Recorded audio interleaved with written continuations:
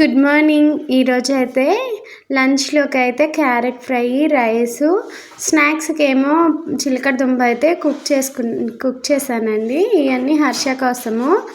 Rice ఇట్లా ఈ స్టీమర్లో steam చేసుకోవాలంటే ఫస్ట్ అయితే రైస్ని ఒక ½ అవర్ ముందైనా మనం నానబెట్టుకోవాలండి. క్యారెట్ అయితే సన్నగా తరిగి ఆ ముక్కలు కూడా బౌల్లో వేసాను.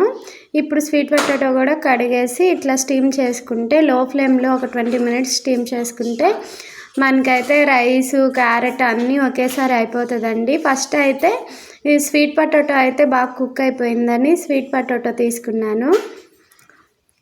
అదైతే చాలా స్మూత్గా కుక్ అయింది, చూస్తున్నారు కదా. ఇంక ఇప్పుడైతే స్వీట్ పొటాటో పక్కకు తీసేసి ఒక 2 మినిట్స్ అయితే ఇంకా క్యారెట్ కూడా కుక్ చేయాలనుకున్నాను.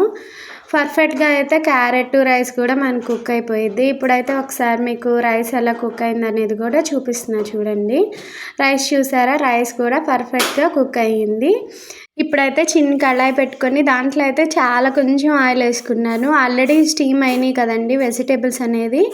ఇంకా మనకి ఆయిల్ అనేది చాలా తక్కువగా వేసుకోవచ్చు. వెయిట్ లాస్ చేయాలి అనుకున్న వాళ్ళకి కూడా ఇలాంటి రెసిపీస్ అయితే చాలా యూజ్ అవుతాయండి. ఫస్ట్ అయితే ఆయిల్ వేసుకొని సన్నగా తరిగిన ఉల్లిపాయ ముక్కలు, ఒక ఎండుమిర్చి, ఆవాలు, జీలకర్ర, పసుపు, ఉప్పు వేసుకొని ఫ్రై చేసుకున్నాను.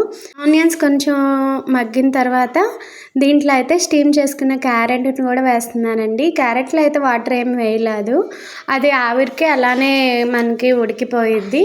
ఇప్పుడు క్యారెట్ కూడా వేసుకొని ఒక 2 మినిట్స్ మనం అలా ఫ్రై చేసుకోవాలి.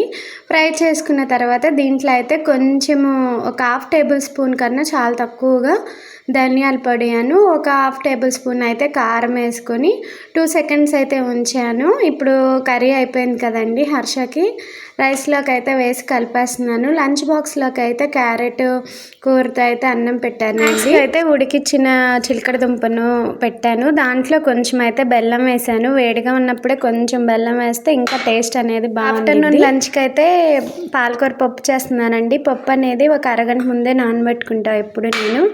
ఇలా పప్పు నానబెట్టుకొని వండడం వల్ల గ్యాస్ట్రిక్ ట్రబుల్ అయితే ఉండదు. పప్పు నానబెట్టుకున్నాను. ఇప్పుడైతే దీంట్లో సన్నగా తరిగిన పాలకూర, ఉల్లిపాయ, పసుపు, కారము, ఇంకైతే చింతపండు, 2 పచ్చిమిర్చి, 1 స్పూన్ అయితే ఆయిల్ వేసుకొని తగినన్ని నీళ్ళు పోసుకొని ఒక 4 to 5 విజిల్స్ వచ్చే వరకు అయితే మనం కుక్ చేసుకోవాలండి. ఇప్పుడైతే 4 విజిల్స్కి అయితే నేను గ్యాస్ ఆఫ్ చేశానండి. ఆఫ్ చేసి ప్రెషర్ అంతా పోయిన తర్వాత ఓపెన్ చేసి ఒక గుంటగంటితో మొత్తం అయితే మెతుపుకున్నాను.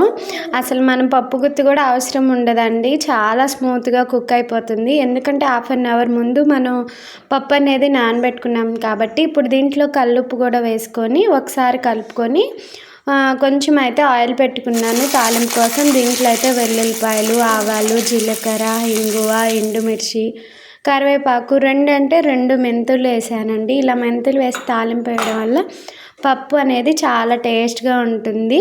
అయితే పప్పును వేరే గిన్నెలోకి వేస్తున్నానండి. మీకు కానీ నా ఛానల్లో కానీ వీడియోస్ నచ్చినట్లయితే లైక్ చేయండి, సబ్స్క్రైబ్ చేసుకోండి.